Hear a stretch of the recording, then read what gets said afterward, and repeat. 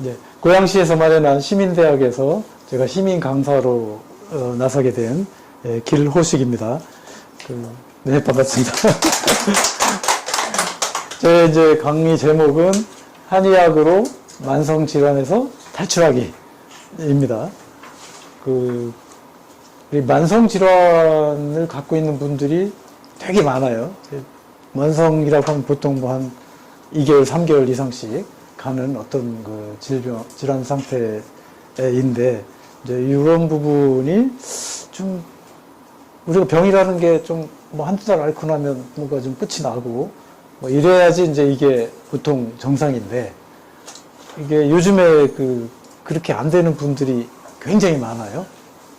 한두 달이 아니고 몇 년도 아니고 십몇 년도 아니고 수십 년, 평생.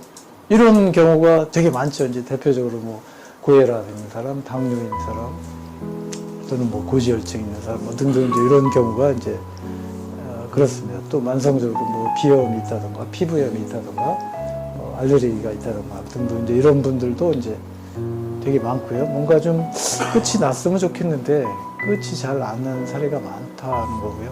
보통 이제 많은 분들이 병원 같은 데 가서 이제 진료차를 이렇게 받게 되면 대학병원 같은 데 가면 막 되게 바쁘죠. 원장님하고 한 5분 정도만 얘기하면 그냥 거의 나가야 되는 이제 그런 상황이니까 뭔가 이렇게 심도 있는 얘기를 이제 하기도 힘들고 좀 이런 것이 이제 현실이고 또 이제 작은 병원은 뭐 그렇지는 않겠지만 어쨌든 속 시원하게 내가 뭘 어떻게 해야 이 병에서 좀 탈출하고 끝을 낼 수 있겠는가, 이 부분에 대한 뾰족한 해답을 못 찾는 경우가 되게 이제 많은 것 같아요. 그래서 이제 제목을 이렇게 이제 했습니다. 아마 여기 계신 분들도 이 제목을 보고 오셨다면 뭔가 끝이 나지 않는 만성질환이 있는 분일 것이다 라고 뭐 이렇게 이제 짐작해도 이제 맞을 텐데, 보통 이제 대체로 우리들이 건강을 보면 20대, 30대 때는 건강한 분들이 많죠. 별로 병도 없고 병원에 신세 질 일도 별로 없고 40대까지는 이제 그럭저럭 사는데 50대 넘어가면서부터는 이게 좀 달라요. 이제 항상 나이가 50 정도 되면 그때부터 본격적으로 뭔가 해결이 잘 되지 않고, 그래서 이제 여자들 같은 경우는 내가 갱년기라서 그런가? 뭐 이제 이렇게 이제 되는 거고. 근데 남자도 50이 되면 역시 여자들 갱년기와 비슷하게 또 이제 그런 증상이 이제 그래서 50이 되면 보통 나사가 이제 풀리는 거예요, 사실은. 우리가 이제 이 배꼽 뒤쪽에 이제 여기 한의학에서는 이제 명문이라고 하는데, 이 배꼽과 명문 사이에 뭔가 팽팽하게 이렇게 조여준 어떤 그 기운이 이제 이게 있는데 50을 기점으로 해서 이게 나사가 풀립니다. 풀려요. 여기서 느슨하게 돼요. 그러니까 이게 어떻게 돼? 배가 기름이 이제 막 끼죠. 그래갖고 타이어가 하나 이제 딱 생깁니다. 이렇게 된 상태가 나이가 보통 50을 기점으로 해서 이제 그렇게 된다. 그러니까 그때부터 본격적으로 어떻게 보면 이제 노화가 시작되는 거고, 그러면서 우리 몸의 호르몬 분비가 굉장히 많이 이제 변화가 오는 거고, 그때부터 본격적으로 여러 가지 이제 문제가 생기는 거예요.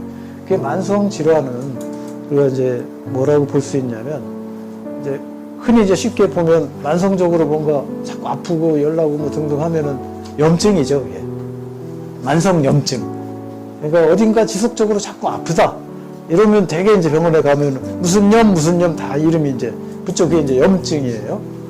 장에 문제가 있으면 장염, 위장에 문제가 있으면 위장염, 식도에 문제가 있으면 식도염. 그죠? 그 끝에는 다 염증이 다 붙어요. 그러니까 우리 이제 병에 어떻게 보면 가장 일반적으로 이제 병을 괴로워가지고 치료를 받아야 되겠다라고 하면 대체로 이제 그 염증 상태로 진단을 받죠.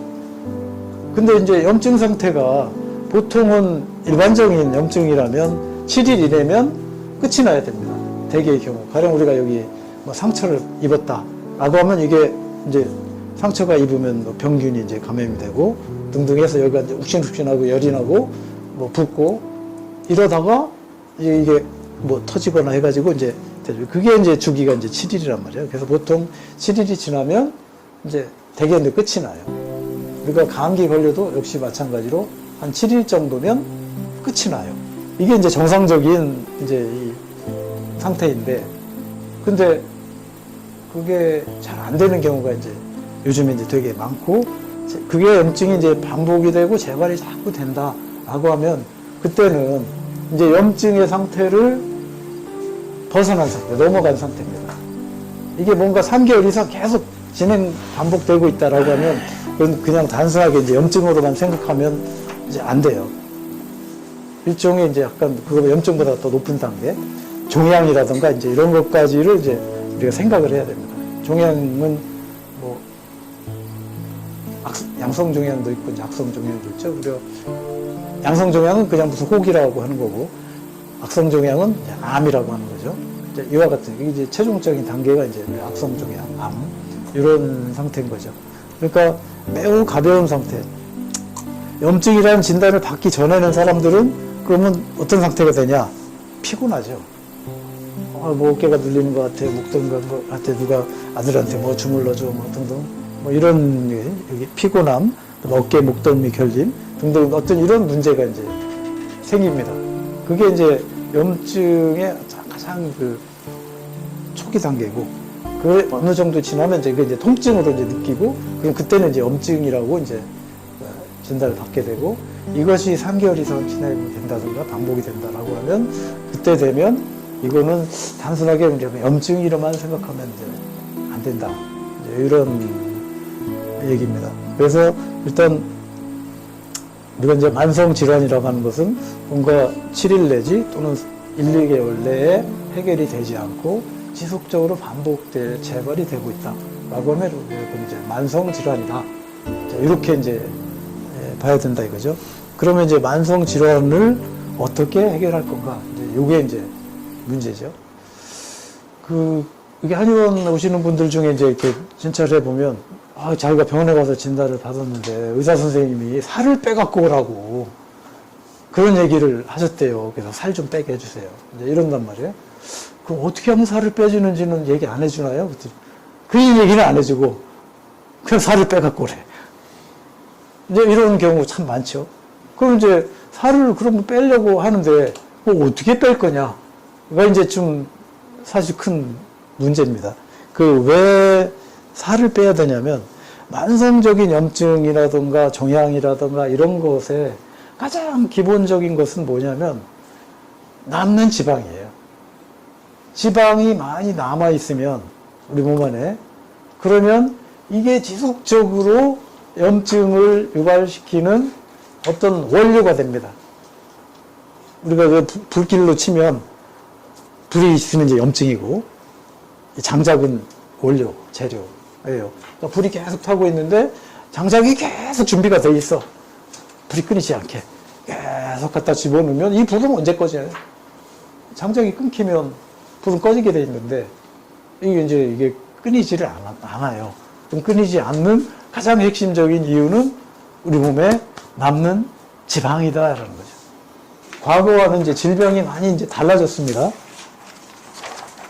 예전에는 당뇨라든가 대장암이라든가 갑상선암 또는 비만, 고지혈증 흔치 않았죠. 그 예전이라는 건 이제 제가 한의사 생활할 때 약 한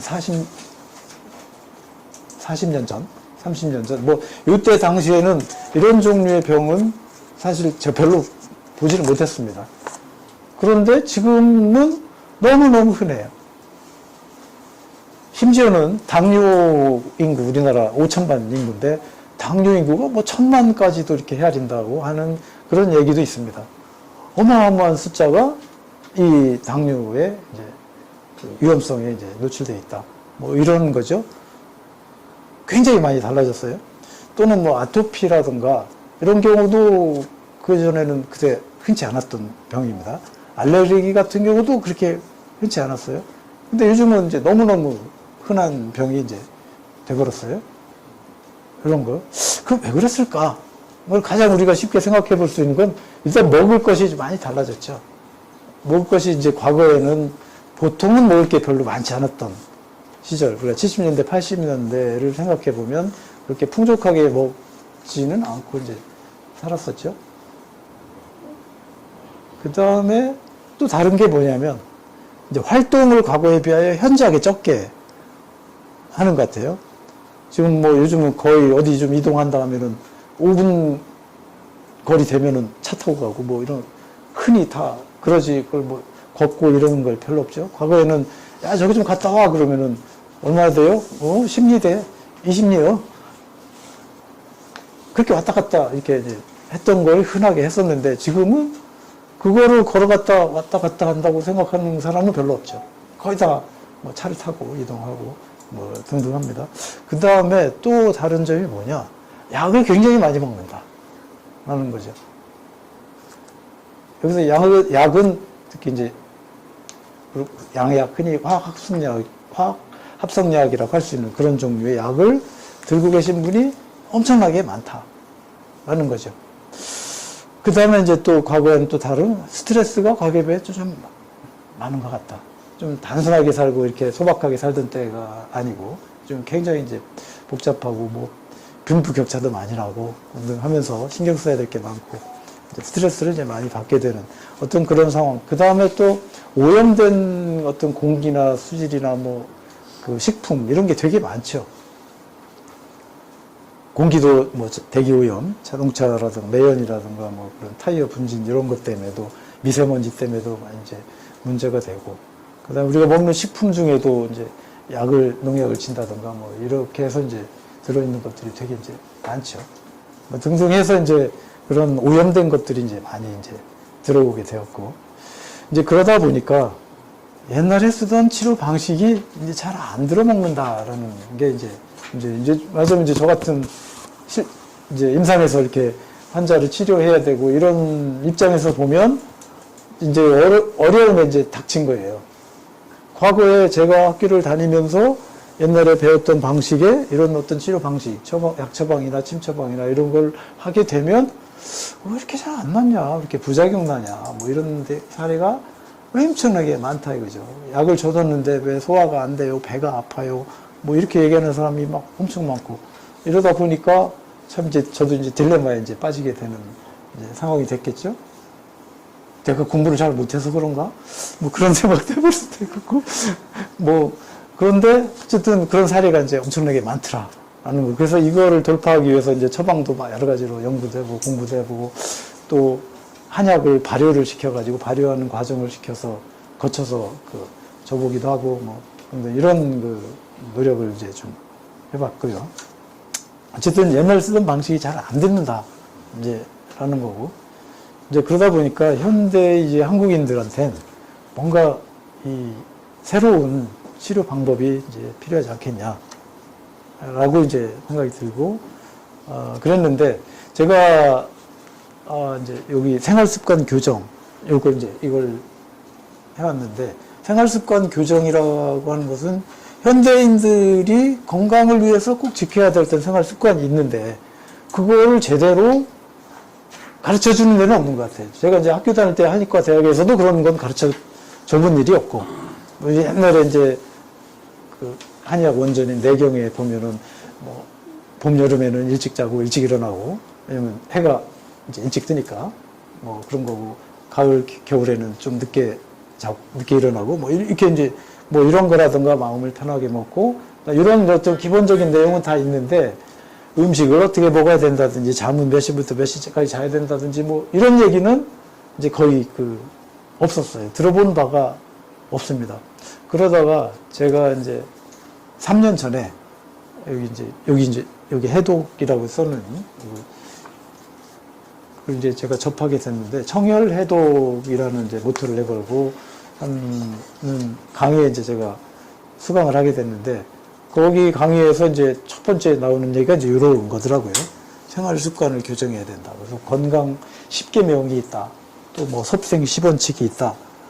그래서 이걸 강조하신 분이 이제 계셔서 그 강의를 제가 듣게 됐어요. 그 강의를 듣고 그분이 추천해 주시는 이제 뭐 약을 발효제죠. 발효로 된 이제 효소제를 제가 먹고 하면서 굉장히 많이 몸이 이제 변화가 많이 이제 오게 됐어요. 배가 좀 이렇게 좀 나왔었는데, 예, 한 수개월 동안에 이제 배가 쑥 들어가게 되고, 또, 어쨌든 몸이 전보다 훨씬 이제 가볍고 상쾌하게 되고, 이거 굉장히 좋은 거구나. 또 마침 저한테 이걸 추천해준 제 친구 한의사가 부산에서 그런 방법을 한 이제 10년 전부터 이제 하고 있었는데, 엄청나게 잘 낫는다. 중풍 있는 사람도 몇 개월 만에 그건 막 걷게 되고, 또 뭐 디스크도 금방 낫고, 등등 하길래, 진짜 그렇게 좋은 방법이 있냐. 의심을 하고 이제 제가 수강을 했는데, 어쨌든 해본 결과 그렇고, 그래서 이제 3년 동안을 제가 이제 쭉 해보면서, 제가 이제 직접 느끼는 거죠. 많은 환자분들이 이렇게 나아지는 것이 정말로 맞는 거구나. 실제로 해결이 되는구나. 고혈압이나 당뇨, 고지혈증 이런 거가 이렇게 불가능한 게 아니고 얼마든지 이런 방식으로 치료가 되고 수개월 만에 약을 다 끊을 수가 있게 됐구나. 그거의 핵심은 뭐냐? 겉으로 나타나는 거는 지방이 빠지는 거죠. 지방을 빠게 해주고 그럼 지방이 빠지게 하려고 하면 이게 필요한 거예요. 이거를 갖춰주면 된다. 그러니까 치료를 해가면서 생활 습관을 이렇게 맞춰주고 이렇게 하면 지방이 감소가 돼서 만성 질환에서 탈출할 수 있는 그런 이제 방법이 이제 나오게 된다. 이거를 이제 저도 이제 체감을 하고 우리 뭐 식구들뿐만 아니라 이제 여기 오시는 환자분들한테도 써가면서 이제 많은 성과를 봐가면서 하다 보니까 제가 이제 뭔가 자신을 얻고 이제 이런 부분을 우리 한의원에 오시는 분뿐만 아니라 많은 분들한테도 널리 알려주면 많은 분들이 더 의료 혜택을 받을 수 있겠다. 이제 이렇게 생각이 들어서 이제 마침 고양시 그 기회가 있어서 제가 지원을 해서 이렇게 이런 자리가 이제 만들어졌습니다.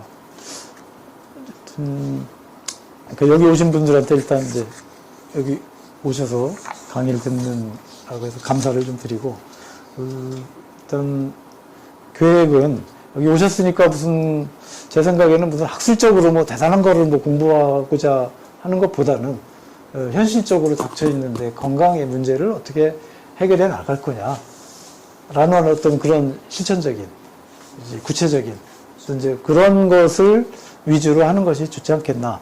어렵고 복잡한 얘기를 하는 것보다는 뭐 그렇게 생각이 들어서 일단 제가 이렇게 해갖고 그래서 이제 지금 여기서 쓰고 있는 이게 한의학이지만 한의학적 개념 어렵고 힘들 것 같은 뭐 사상체질이니 또는 뭐 경락이니 뭐 등등 뭐 이런 어려운 얘기는 별로 하지 않아요.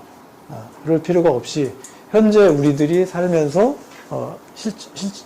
실감할 수 있고 실천할 수 있고 그리고 그래서 즉각적으로 우리가 건강에 도움이 될 수 있는 이제 이런 문제들을 가지고 오늘 강의를 진행을 할까 합니다. 여기 건강 10계명이라고 해서 제가 이제 생활 습관을 이렇게 조절해야 됩니다라고 이제 써놓은 게 있는데요. 이게 이 10가지 중에 한 가지라도 안 지켜지면 어딘가에서 방구가 난다. 라는 거죠. 건강상에 어딘가에 문제가 이제 생기는 거예요. 근데 되게 보면 이 10가지가 거의 다 좋은 게 뭐냐면 돈이 안 들어간다. 자, 예를 들면 바른 호흡을 하자. 이제 호흡하는데 좀 신경을 좀 쓰자는 얘기예요. 그럼 어떻게 호흡을 쓰는, 이것도 돈 안 들어가죠. 물을 잘 먹자. 이것도 돈 안 들어가죠. 햇빛을 잘 쬐자. 이런 것도 안 들어가요. 예. 등등 이제 거의 다 돈이 안 들어가는 건데 10계명이니까 매우 중요한 거죠. 우리 기독교인들 10계명은 엄청나게 중요하게 이제 지켜야 되는 거기 때문에 역시 마찬가지로 이제 이 책의 저자도 아마 기독교인이라서 10계명이라고 이제 이름을 붙였나 봐. 어쨌든 바른 이제 그 10가지를 꼭 지켜줘야 된다라는 거고요. 첫 번째가 이제 바른 호흡을 하자. 바른 호흡을 한다는 건 그럼 어떻게 한다는 얘기입니까? 그러니까 호흡을 할 때 숨을 들이쉴 때 배가 나오게, 숨을 내쉴 때 들어가게 이렇게 한다는 얘기예요. 코로 하는 예, 그렇죠. 보통은 이제 코숨이죠. 네. 근데 중요한 건 이제 이게 복식호흡을 한다는 얘기입니다. 우리 아기들이 잠들어 있을 때 이렇게 보면 그렇게 복식호흡을 해요. 누구든지 잠을 깊이 들어 있을 때 보면 다 복식호흡을 해요. 그러니까 우리가 충분히 몸이 긴장이 이완이 되고 편안한 상태로 호흡을 할 때는 다 복식호흡을 해요. 그런데 건강에 이상이 있을 때는 복식호흡을 못 해요. 흉식호흡을 하죠. 숨이 깊이 여기까지 안 내려가고 가슴에서 들썩 들썩 이렇게 한단 말이죠. 특히 뭐 화가 났다던가 막 이런 상황이 돼봐요. 이게 흉식호흡으로 바로 그 되죠. 예, 그러니까 호흡을 평상시에 자꾸 이제 신경을 써서 예. 그리고 우리가 편안하고 아주 긴장 편안 이완한 상태로 있으면 깨어 있을 때에도 저절로 복식 호흡은 사실 됩니다. 예, 그러니까 이제 옛날에 제가 여기 명상하고 호흡법 배울 때 호흡에 신경 쓰지 말고 몸을 자세를 바로 하고 마음을 편안하게 보고 이완을 시켜. 그러면 호흡은 저절로 가늘고 길게 바르게 돼. 이런 이제 배웠단 말이에요. 그런데 여기 계신 분들한테 그렇게 얘기를 하면 잘 안 돼.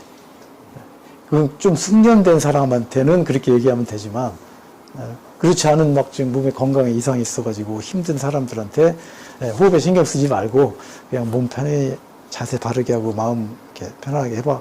랑만 갖고는 해서는 이게 잘 안 돼요. 복식호흡. 그래서 1번 여기 바른 호흡을 하자. 복식호흡을 써놓은 거예요. 굉장히 중요한 겁니다. 그러니까 평상시에 시간 날 때마다 습관을 배로 숨을 쉬는 호흡을 하자. 이렇게 이제 신경을 자주 써주시고 두 번째는 이제 물을 제대로 마시자. 이제 물을 제대로 마시자는 얘기는 뭐냐면 적정한 물량을 먹어야 된다. 어느 정도의 적정한 물량이 필요한 거냐? 보통 1800cc 그러니까 1.8리터 60kg 기준으로 1800cc예요. 그러니까 이 킬로그램당 약 30cc 정도의 그 계산이 나와요. 그러니까 이제 그 계산해보면 알겠죠? 나 70kg야 그러면 2100. 50kg야 그러면 1500. 자, 이런 좋은 물을 그런 정도는 마셔줘야 지방이 감소합니다. 그 다음에 이제 그거 이제 식사 시간하고 좀 관계가 있어요. 식사 시간 30분 전에 하고 식후 2시간 이내에는 먹지 마시고 웬만하면 그 식간에 그런 식으로 이제 물을 그렇게 자주 드셔라. 그래서 저는 그 물통 보온 물통 저기 제 책상에다 이렇게 놓고 따뜻하게 아침에 데워 끓여가지고 거기다 넣어놓다가 자주 그렇게 먹고 있습니다. 자, 그래서 적당히 물을 그런 정도는 마셔줘야 된다. 그래야 지방이 감소하고 살이 빠집니다. 식후에 바로 물을 많이 먹지 않으면 안 좋다. 그렇죠. 식후 2시간 정도는 지나서 먹자. 예, 왜냐하면 이제 그 물을 먹으면 또 소화, 이게 뇌에서 이제 이런 정도 소화를 준비를 하려고 딱 했다가 물이 딱 들어와서 희석이 돼버리면 이제 또 새롭게 이제 준비를 또 해야 되니까 이제 혼란이 올 수 있어요. 그 다음에 이제 햇빛을 쬐자. 세 번째. 햇빛도 굉장히 중요합니다. 우리가 그 비타민 D 합성은 햇빛을 쬐야만 된다고 그러죠. 요즘에 건강진단 받는데 비타민 D가 부족해요 이렇게 얘기하는 사람, 진단받는 사람이 꽤 있더라고요. 비타민 D가 부족하면 뼈가 약해지고 뭐 칼슘이 잘 생성이 빠져나가고 뭐 등등 해서 뼈가 약해진다고 해요. 그래서 이 햇빛을 쬐는 것이 굉장히 중요합니다. 이 비타민 D가 생성이 돼서 뼈가 좋아진다는 얘기는 우리 몸의 면역 기능이 근본적으로 좋아지는 거예요. 왜냐하면 뼈 속에 골수가 있잖아요. 골수에서 면역세포를 만들어내요. 백혈구, 적혈구는 뭐 그런 각종 면역세포들이 골수에서 만들어지는 거예요. 그러니까 뼈가 약한 사람은 기본적으로 면역 기능은 거의 위험하다. 꽝이다. 이제 이렇게 봐야 됩니다. 그러니까 비타민 D가 형성되는 건 굉장히 중요한 거고, 햇빛을 쬐면 자, 성호르몬도 더 잘 나온다고 해요. 좋아진다고. 그러니까 성생활이 더 좋아질 수 있고, 그 다음에 잠을 잘 자게 돼요. 멜라토닌이나 세로토닌 뭐 이런 호르몬들이 그 햇빛을 쬐면서 많이 생성이 된다고 합니다. 그러니까 햇빛을 쬐는 것은 건강에 무지무지 중요하다. 어느 정도 쬐야 되겠냐? 하루에 30분 정도. 그리고 이제 햇빛은 잠을 잘 오게 하는 작용이 있는데, 우리가 혹시 잠이 잘 안 오는 분들이 있다면 그걸 팁으로 활용할 수 있어요. 잠이 좀 일찍 자고 싶어요. 그럼 아침 햇살을 눈에다 이렇게 쬐게 해주고요. 잠을 좀 늦게 자고 싶어요. 그러면 오후 햇살을 쬐게 해주고. 왜냐하면 햇빛이 눈에 들어오면 여기서 그 뇌에 이제서 세팅을 딱 합니다. 지금부터 15시간 지난 후에 잠이 오게 될 거야. 라고 이제 준비를 해놔요. 그 호르몬을 그렇게 분비를 한단 말이에요. 그러니까 아침 7시에 내가 햇빛을 눈에 쬐다. 그러면 잠 오는 시간은 몇 시? 네? 8시. 아, 15시간이라니까. 아, 15시간. 10시. 그러니까, 아침 7시에 들어보면 밤 10시. 그죠? 8시면 11시. 이렇게 된다는 거죠. 근데 오후에 햇살을 강하게 쬐는 이걸 하시잖아요. 그러면 잠이 늦게 와요. 그러니까 초저녁에 잠이 잘 안 올 수가 있어요. 그러니까 그런 거를 좀 활용해서 햇빛을 잘 활용을 하자. 이러고요. 그 다음에 이제 음식을 바로 먹자. 자, 음식을 바로 먹자는 이따 섭생 10원칙에서 또 말씀을 드릴 거니까, 이건 굉장히 중요한 겁니다. 음식 먹는 것만큼 중요한 게 없어요, 사실. 그 다음에 이제 꾸준한 운동을 하자. 운동 무지하게 중요합니다. 특히 이제 좀 살을 빼야 되겠다라고 하는 분들은 이제 걷기 운동. 한 4, 5km 정도. 뭐 이런 정도 좀 큰 보폭으로 해서 씩씩하게 걷는 거. 이런 걸 좀 해주시고. 그 다음에 근력 운동도 좀 한 5분에서 10분 정도씩 해주시고. 근력 운동은 남자분들 같은 경우는 푸시업 또는 철봉. 뭐 이런 거. 윗몸 일으키기. 여자분들 같은 경우도 푸시업이 안 되니까 이렇게 팔 굽혀놓고 하는 운동이라든가 아니면 이렇게 프랭크 자세 뭐 이런 거 또는 다리 들어 올리기 등등 이런 정도 해가지고 근력을 키우는 운동을 해야 됩니다. 그 다음에 이제 6번째, 충분한 휴식을 취하자. 이것도 안 되는 사람이 되게 많아요. 왜 안 될까요? 피곤하면 휴식을 취하잖아요, 누구나. 근데 잘 안 돼. 스마트폰 때문에. 네? 스마트폰 때문에. 아, 그렇죠.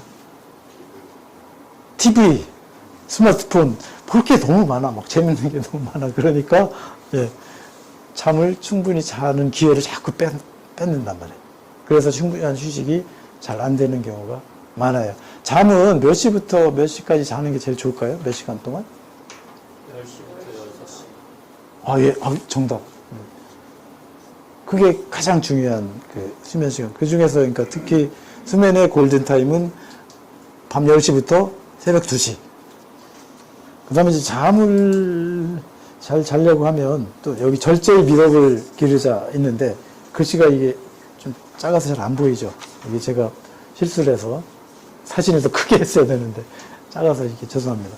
어쨌든 그 절제의 미덕은 음주, 흡연, 약물 뭐 이런 거. 그 중에서 커피도 해당돼요. 이런 거를 좀 상당히 줄여야 됩니다. 커피 요즘에 거의 전 국민적인 음료가 지금 돼버린 듯이 카페가 우죽순 나오고 있는데, 자, 이거 커피를 먹으면 반짝하죠? 그래서 그 기분으로 먹는데 깊은 잠을 방해를 해요. 그래서 실제로는 자꾸 피곤을 유발합니다. 요 커피를 먹으면. 그래서 깊은 잠을 자지 않으면 사람이 면역 기능이 활발하게 되질 않아요. 그래서 아까 충분한 휴식을 취하자 해서 그 수면이 그렇게 중요한 건데, 깊은 수면을 하려고 하면 아까 말한 수면 시간, 그다음에 수면의 질, 환경을 아주 깜깜하게 이렇게 커튼을 잘 쳐놓고 어두운 곳에서 이렇게 이제 잘 조용하게 이렇게 잠을 잘 수 있도록 해야 되고. 자, 이제 약물을 계속 먹고 있다. 이거 굉장히 중요한 리스크예요. 근데 그런 분들 되게 많죠. 여기 만성질환 갖고 있는 분들 거의 약물을 다 먹고 있을 거란 말이에요. 그러니까 이게 깊은 어떤 수면 상태나 이걸 방해하고, 그래서 내가 이제 완전한 그 평화로운 상태를 갈 수가 없다라는 거. 요거를 이제 그래서 약을 어떻게 하면 끊을 수 있겠냐? 끊는 방법을 이제 실천을 해야 이게 이제 끊어지는 거예요. 그 다음에 이제 감사하는 마음, 낙천적인 마음을 갖자. 이것도 굉장히 중요합니다. 그러니까 사람이 마음 먹기 따라서 굉장히 이제 중요한 거고. 요즘 현대인들은 스트레스 받을 게 엄청 많죠. 특히 요즘같이 뭐 부동산이 막 이렇게 가격이 이제 이렇게 많고, 뭐 이제 이럴 때 투자를 뭐 잘못했다거나 뭐 이럴 때 또 뭐 비교를 하다 보면 누구는 뭐 몇 억을 벌었는데 자기는 또 쫄딱 망하는 수도 있고, 뭐 엄청나게 그럼 또 스트레스 받겠죠. 뭐 이런 거. 그러니까 그런 비교하는 마음이라든가 부정적인 마음 이런 거에서 또 가능한 한 빨리 빠져나와서 감사하고 낙천적인 마음으로 이제 돌아갈 수 있도록 이렇게 해줘야 되고, 이게 잘 안 된다. 그러면 그런 경우는 특별히 무슨 심리 상담을 받거나 명상 같은 걸 하거나 정도 이런 걸 해서 빨리 그런 마음 상태를 회복을 해줘야 돼요.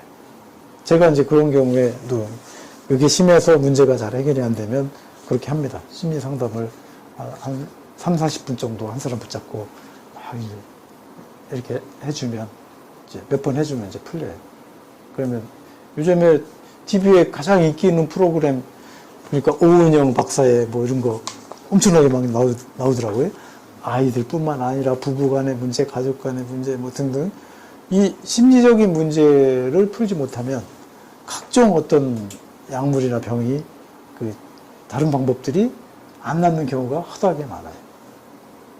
이건 매우 중요한 문제인데, 근데 이제 자기 자신이 마음을 그렇게 알고 있는 경우는 자기가 물론 난 스트레스 문제 있어, 치료 받아야 돼 이런 생각을 하겠지만, 어떤 사람은 자기가 그렇다고 하는 사실을 모르고 있는 사람도 있어요.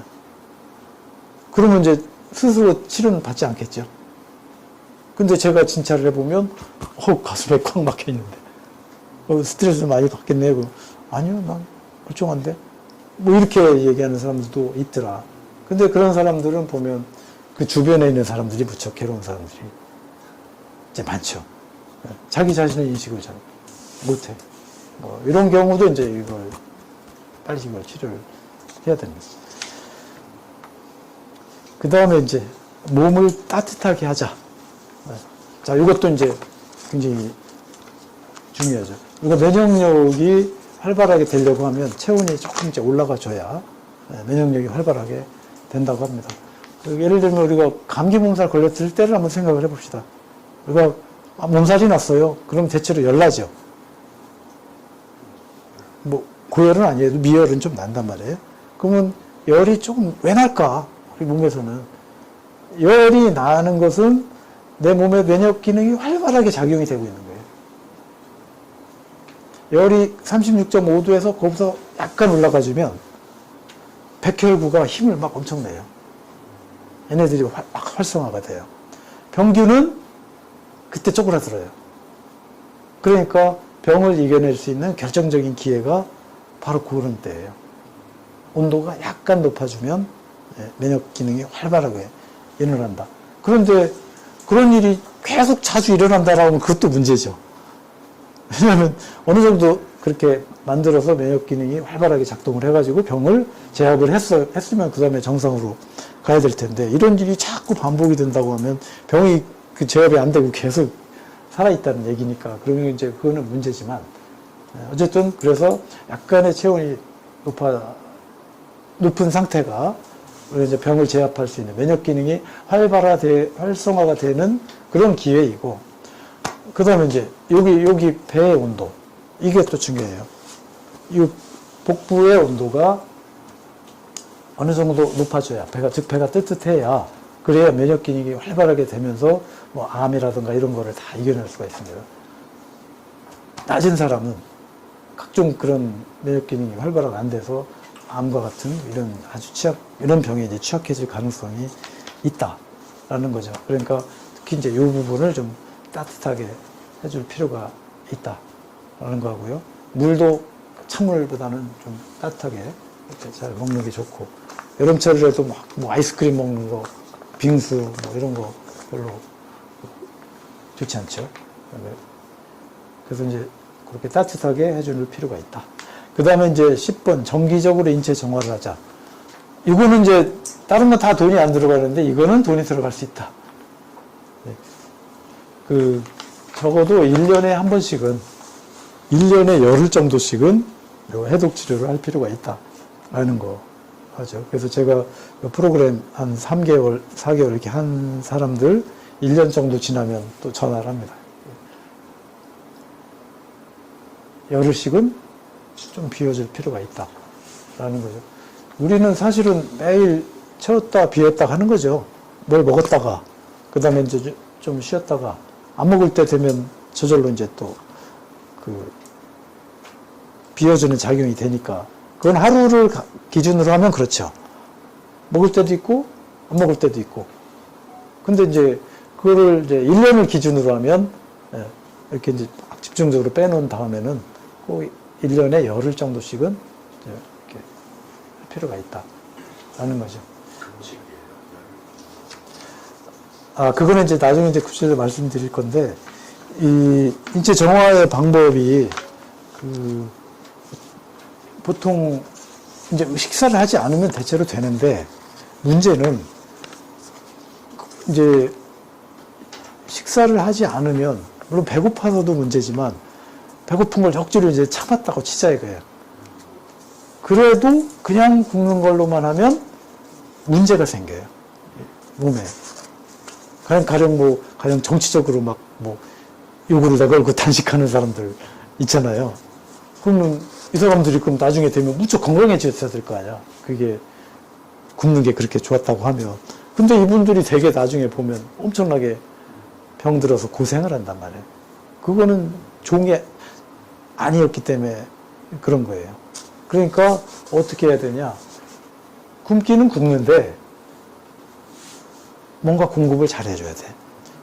효소와 미네랄 공급을 잘 해주는 상황에서 잘 굶으면, 그러면 몸이 엄청나게 좋아져요. 이제 그런 거를 이제 나중에 제가 강의 때 이제 또 그 원리를 다 말씀드릴 거예요. 그러니까 이 해독 치료 방법이 바로 그렇게 이제 그런 원리로 되어 있는 겁니다. 어떤 전에 들은 얘기인데, 부산에 있는 모 수의병원에서는 그 원장님은 강아지들이 이제 막 아파가지고 오면은 무조건 입원을 시킨대. 3일 동안. 3일만 입원을 시켜라. 그래가지고 3일만 입원을 시키면 기가 막히게 다 낫는데. 그래서 왜 낫을까요? 이 사람 비결이 뭐가 있을까? 물만 줘. 절대 다른 거 안 줘. 근데 왜 낫죠? 그러니까 이제 우리 자연 상태에서는 그 강아지들도, 고양이들도, 우리 사람도 일반적으로 병이 나면 밥맛이 떨어지게 됐어요. 그렇죠? 먹기 싫어. 그래서 이제 안 먹고 잘 쉬면, 보통은 가벼운 병은 3일이면 나사요. 그런데 이제 이때 사람들이 그걸 가만히 안 놔둬. 그렇죠? 더 잘 먹어야 야, 안 먹으면 어떡하니? 나서야지, 낫지. 먹어야 낫지. 뭐든지 먹이려고 그래. 그죠? 강아지 주인들도 그래요. 애가 병이 났으니 안타까운 마음에 뭐든지 갖다 좋은 거 막 갖다 먹이려고 그래. 그래서 병이 안 나는 거예요. 그러니까 그 병원 원장님은 그냥 굶기면 된다. 물만 주고. 그럼 거의 다 낫는다. 자, 우리 사람도 그래요. 자, 가벼운 병 상태는 그렇습니다. 우리가 살다 보면 약간 스트레스 받을 때도 있고, 무리할 수도 있고, 음식이 잘못했을 수도 있고, 그러면 보통 2, 3일 잘 굶으면 거의 대부분 다 나서요. 근데 그런 기회를 우리가 주지를 않았어. 그렇죠? 우리 살면서 2, 3일 굶어본 적이 있냐? 이래. 없죠? 아, 있어요? 네. 그러니까 어떻게 되던가요? 아니, 의사 선생님 그러더라고요. 안 먹는 게 약일 수도 있다. 네. 아, 예, 예. 그렇죠. 자, 그래서 이제 가벼운 병은 그렇게 하면 이제 해결이 나는데, 이제 중한 병은 이제 3일 갖고 안 된단 말이에요. 3일 이제 한참 오래 걸려야 되는데, 그러면 그때 이제 무조건 물만 먹고, 그래서 단식원 같은데 이제 많이 들어가서 들 하죠. 이제 줄 물하고 소금만 먹고 이렇게 이제 하는 경우가 많은데, 근데 이때 이제 잘못되면 어떤 문제가 생기냐면 우리 몸이 그 막 산성화가 일어나요. 몸속에서 산성화가 일어나면 그 pH를 맞추려고 뼈 속에 있는 그 칼슘을 막 이제 녹여요. 그러니까 결과적으로 나중에 보면 뼈가 약해져. 그래서 건강 상태가 악화되는 경우가 이제 되게 많더라라는 거죠. 그러니까 그거를 방지하는 그 산성화를 방지할 수 있는 방법, 이런 거를 하면서 잘 굶게 만들면 되고, 그 다음에 이제 그 체중이 많은 사람들이야 대체로 그렇게 하면 되지만, 또 체중이 적게 나가는 사람들은 이제 어떻게 할 거냐 이거지. 그래도 그냥 막 굶기면 되냐, 그렇죠? 그럴 때는 조금 세심하게 이제 방법을 조금 보완을 더 해야 되겠죠. 자, 어쨌든 그래서 대개의 경우는, 자, 굶으면 낫는다. 네. 지방을 빼면 병이 낫습니다. 근데 지금 대한민국 사람들은, 여기 이제 대한민국의 현대인들 질병이 왜 이렇게 해결이 안 되고 있느냐 라고 하는 것은 바로 그런 기회를 주지 않았기 때문이다 라는 거죠. 1년 내내 뭐 굶어본 경험이 없잖아요. 먹을 걸 항상 챙기고 이렇게 이런 경험만 있지 이걸 빼본 경험이 없다 이게. 이거 지방이라고 하는 것은 위급한 시기에, 먹을 게 없을 시기에 먹을 걸 챙겨놓기 위해서 여기다 싸놓는 건데, 그럼 옛날에 좀 뭐 석기 시대나 뭐 이런 시대는 그랬을 거란 말이야. 먹을 거 있으면 일단 먹어놓고 채워놔야죠. 그 다음에 먹을 게 없을 때를 대비해서, 그래야 살아남으니까. 근데 지금은 그런 위급한 시기가 별로 없이 계속 가다 보니까 이제 이걸 뺄 시간이 없어가지고 이게 오히려 이제 병이 되었다라는 거죠. 그러니까 오늘날 현대인 한국인들의 이 만성 질환의 가장 핵심적인 문제는 좀 뺄 기회를 줘라 이겁니다. 네. 그래서 지방이 빠지면 이게 병이 낫는다라는 거. 자, 오늘은 요 강의는 이제 여기까지 하고, 이제 바깥에 나가서 이 다음 시간에 이제 체성분을 보는 방법하고, 체성분을 보면서 어떻게 봐야 되는가 해석도 좀 할 줄 알아야 되고, 이런 거를 하기 위해서 오늘 체성분을 한번 측정을 한번 해보고, 혈압과 혹시 혈당 문제 이런 거 있는 분들은 그것도 측정을 해보도록 그렇게 하겠습니다. 자, 오늘 강의는 마치겠습니다. 감사합니다.